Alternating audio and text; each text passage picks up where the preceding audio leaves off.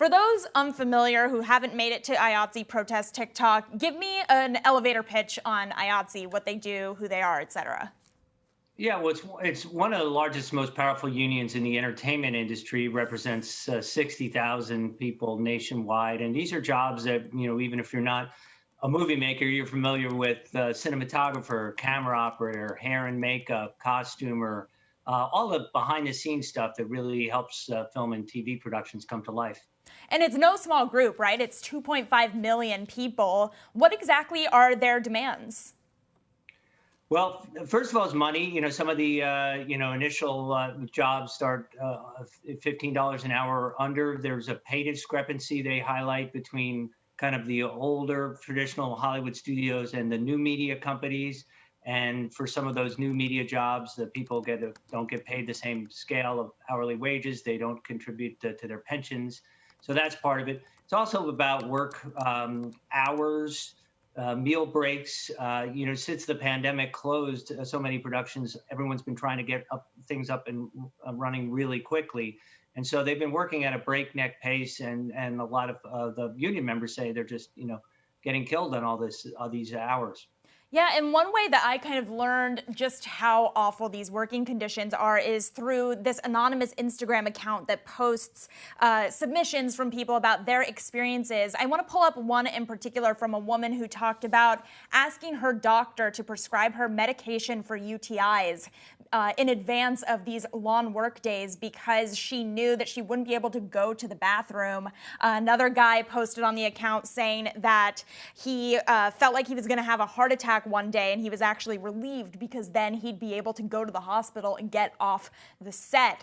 What is it about this particular work that's made it become so toxic?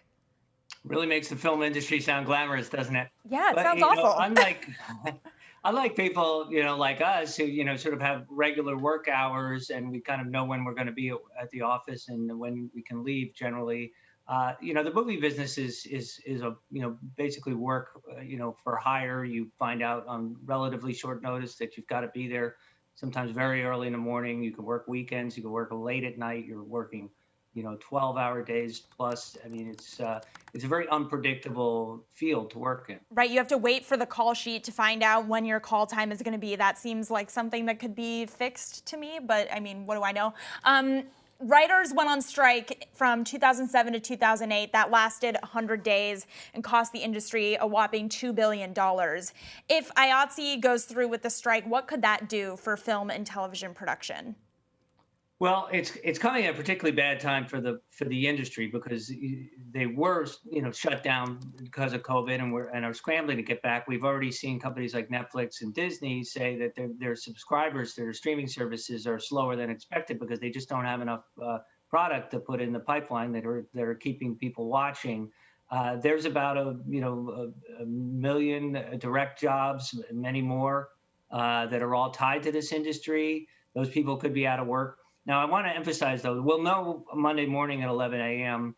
that what the results of the vote are, and they're widely expected to authorize the strike. But that doesn't mean there will be one. That's up to the president of the union, and it's widely believed that he's going to go back and use this as a bargaining chip to go back to the studios and say, hey, we're serious. I see. Okay, well, in our final question to you, Chris, I want to ask something a little bit more uplifting. I know that you have gone to the opening of the Academy Museum of Motion Pictures. Can you tell me what the experience is like and what visitors can expect? Yeah, it's a really beautiful museum, and having lived here in the city for 20 years and kind of watched it grow, you expect, because I've been hearing about it for so long, it's literally something that the Academy of Motion Picture Arts and Sciences wanted to do since its founding in 1927, and it's just even this version of it has been a long, delayed and over budget struggle. But all that said, it's really a beautiful museum. It's right kind of on our museum row there next to the Los Angeles County Museum and the Peterson Automotive Museum and the La Brea Tar Pits.